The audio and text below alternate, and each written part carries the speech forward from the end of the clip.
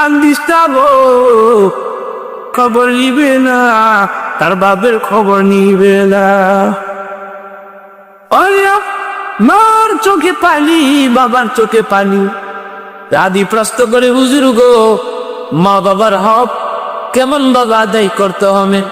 নবী জবাব দিলেন, ও মা নারুকা ওয়া জান্নাতুকা, তোমার মা বাপ তোমার ব্যস্ত, তোমার মা বাপ তোমার জাহান্নাম।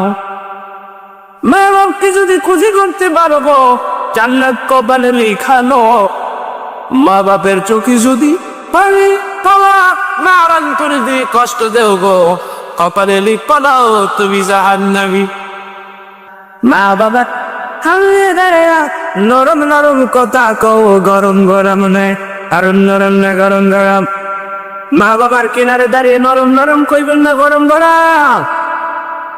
আয় মক্কা শরীফ, বাইতুল্লাহ, কাবা ঘরের কিনারে হযরতে ইসমাঈল আলাইহিস সালাম তাকে নুলি বিয়ে করলেন।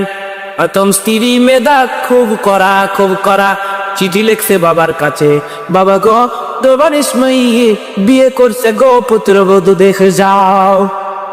ইব্রাহিম আলাইহিস সালাম পুত্রবধূ দেখার লেগে মক্কা আসতেন। ইসমাঈল আলাইহিস সালাম বাড়িতে নাই।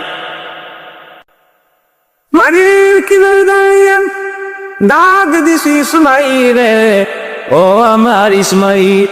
বেতর থেকে জবাব দিল, কে? এ ইসমাঈল তালাশ করো। ইসমাঈল কোথায়? জানি না। কবে আসবে? জানি না।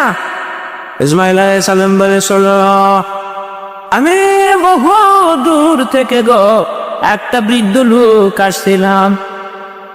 ইসমাঈল আসতে কয়, আমি আবার আসবো গো। আজকে কয় ঘরের চৌকাঠ ভালো লাগে বদলাইতে কয়। জানি না কোত্থেকে একটা বৃদ্ধ লোক আসছিল। সব কথা বুঝেছি গো, তার একটা কথা বুঝি নাই।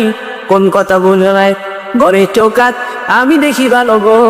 যাবার সময় বলে দেন চৌকাঠ ভালো না বদলাইতে কইছে। ইব্রাহিম ইসমাঈল কান্দে গো, ইসমাঈল লোকটাকে বসতে করো নাই, না যত্ন করো নাই গো, না আদর করো নাই গো, না খাইতে দাও নেই গো, না দিদি গো, কি করি গো এটা মারাব্বাই গো রাহিমে কালি। আমার বাবার অন্তরে দুঃখ দিছ গো, আমার বাবারে কষ্ট দিছ গো। চৌকাঠ নয় গো, আমার বাবা দুঃখে তোরে তালাক দিতা।